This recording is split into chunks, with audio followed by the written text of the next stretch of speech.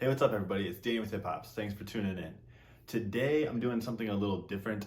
Steve Carlson, who's a integral figure in the vinyl community, I'm sure most of you already follow him, but he is creating like a challenge or a drawing, whatever you want to call it, where a year ago he went through a flood and lost basically his entire collection, his speakers, his system, everything. And the vinyl community really stepped up and helped him out by sending him different records and helping his family sort of recoup what they had lost in the flood. And he wanted to give back, so he created this challenge where he asked people to showcase 4 records that were either inspired by the vinyl community, the VC, or were given to you that maybe put you onto a new genre, put you onto a new artist, just sort of created that intrigue from the music. And as you know, I always pair beers with everything, and this has nothing to do with the records themselves, but it's Is Was, who is out of Chicago. It's a Saison brewery. This is their Finer Points of Bad Behavior, which is where they add a fruit to their beer with a certain strand of Brettanomyces. This one, though, is the blended with the Stay beer by them, which was a collaboration with Middlebrow, and that is a Saison with Thai basil. So there was only 60 bottles of this made, and you had to get them to the website there and get them delivered. But very good Saison, one of my favorite breweries in Chicago and in the country. A little tart, but you get the peaches, and then you also get like a herbaceousness from the basil, so it's a good matchup. So, all right, so my first of my 4 albums is inspired by a member of the VC. It's another channel that most of you probably follow, Andrew from Tales from the Crate. So he was doing his countdown of top 100 albums of the last 20 years, and the Cave Singers were on that list. I had never heard of them. This is on the Jaguar label. It's called No Witch. This is their 3rd album. It was released in 2011. And this band is sort of like an indie folk mixed with a little bit of like a punk edge to it. There's a little bit of like punkiness to it, and that like they have like some of the songs have like a violin in it, but it sort of seems like it's like an out of tune violin, but it goes very well with their sound. And the singer's voice is very distinct and isn't like a traditional folk music voice. So this album, I had never heard of the band. This is the only thing I own by them right now, but I would not have bought it or listened to it had it not been for Andrew. So thank you, Andrew. And I know Steve also had something from Andrew. He's a pretty prolific vinyl collector. All right, so number 2 in my list. This one was inspired by my cousin, who also lives in Chicago. And this is Jeff Parker's The New Breed. Jeff Parker is a guitarist, and he's a guitarist for the band Tortoise, which you may have heard. It's a Chicago-based band. He's also based in Chicago. This is on International Anthem Recording Company, which is also based in Chicago. And it's a completely jazz instrumental album. And like I said, he plays guitar, but I jotted down here. He also plays the synthesizer, the electric piano, and he creates loops and samples on this album. This album, The New Breed, was it's meant to honor his father here, and it has this cool little sleeve in here. So it says, this album is dedicated to Ruby, Ezra, and the memory of my beloved pop, Ernie Parker. So there's his dad there. And so this Jeff Parker, Tortoise, I had never heard of either of them, even though I've lived in Chicago for 9 years.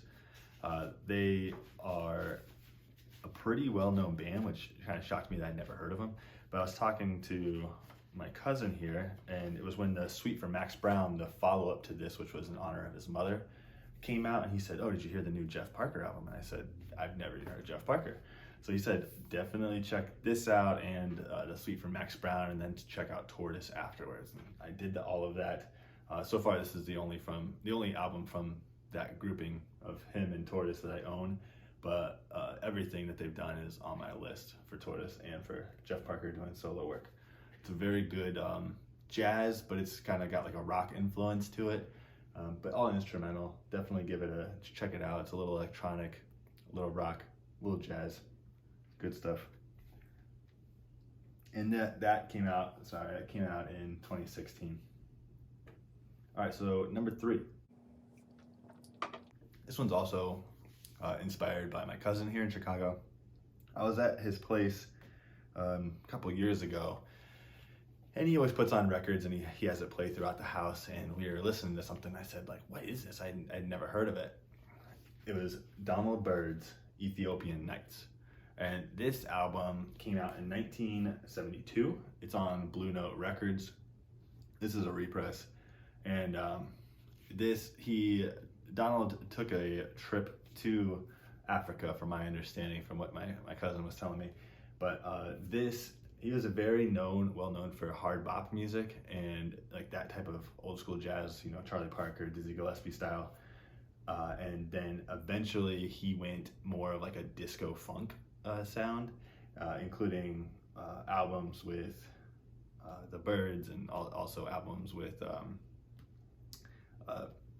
singers on top of it. This is sort of like an in-between. It's very sort of jazz funk Afrobeat. It doesn't have that disco funk sound like a lot of his later stuff. And even right after this, he came out with one of his bigger ones, and I'm blanking right now. It has the word lady in the title, but this one is much more funk than it is disco.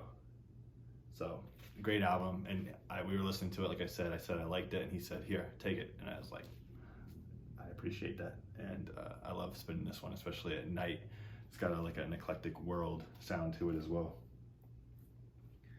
And finally, number 4. This one is inspired sort of by the vinyl community. There is a chill hop producer named Flo Fills that I follow on Instagram, and I love his music. I own just about everything he's put out, but he will occasionally post records that he likes.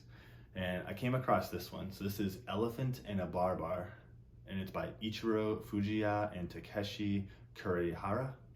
And Ichiro plays the bass, and Takeshi plays the saxophone and the flute. And this came out in 2018. This is a very interesting, worldly, so it's Japanese jazz, if you couldn't tell by the names. Japanese jazz that's sort of got like an ambient quality to it, mixed with a traditional Japanese folk music. I mean, there's electric guitar in here, there's piano, keyboards, but it's a solid album. I really dig it. I don't know what else to say. The Takeshi Kurihara is also an artist, so he did the cover here, which is what originally drew me to it. I thought it was just a beautiful cover. So that's that, and that I have to thank just from following a producer on Instagram, and he posted a picture of himself playing it, and I immediately was drawn to it and had to check it out. And that grouping of artists, they also work with some other artists and have some other albums that have also come out. So if you don't follow Steve, I highly encourage you to follow Steve. I highly encourage you to follow Tales from the Crate, Andrew, if you don't already. And this VC community, it's sort of like I love how community driven it is. And I know there's been some people talking about how hard it is to crack into it. And yes, that's true. But there's so many voices out there, so much different music that you can get turned on to. And everybody has different tastes, and it really is a joy to watch people. Some people do the needle drops, some people don't. But still, the way that people get passionate and describe things, that makes me want to check things out, even if there isn't a needle drop.